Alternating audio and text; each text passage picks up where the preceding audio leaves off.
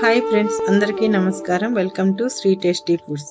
ఈరోజు చూస్తుంటేనే నోట్లో నీళ్లు ఊరిపోయే లేత చింతకాయ పచ్చడి ఎలా తయారు చేయాలో తెలుసుకుందాం. ముందుగా స్టవ్ పై బాండీ పెట్టుకొని లేత చింతకాయలు తీసుకొని బాండీలో వేసుకొని పచ్చిమిర్చి,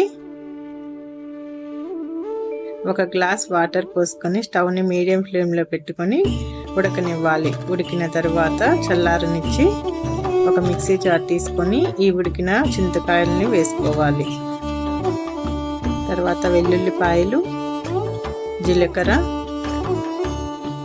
సాల్ట్ వేసుకొని మెత్తగా పేస్ట్ చేసుకొని ఒక బౌల్లోకి తీసుకోవాలి.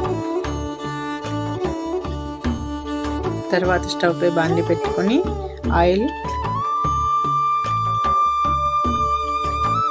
ఎండుమిర్చి,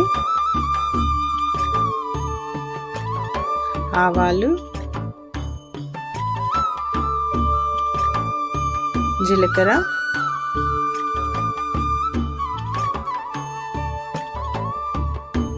వేసుకొని వేగిన తర్వాత కరివేపాకు,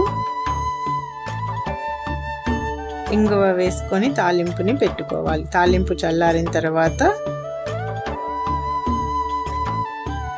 పచ్చడిలో కలుపుకోవాలి. ఎంతో టేస్టీగా ఉండే లేత చింతకాయ పచ్చడి రెడీ అవుతుంది. మీరు కూడా తప్పనిసరిగా ట్రై చేయండి.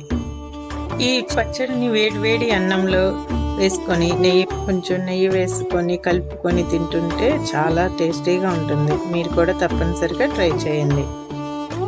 ఈ వీడియో నచ్చినట్లయితే లైక్ చేయండి, షేర్ చేయండి, సబ్స్క్రైబ్ చేయండి.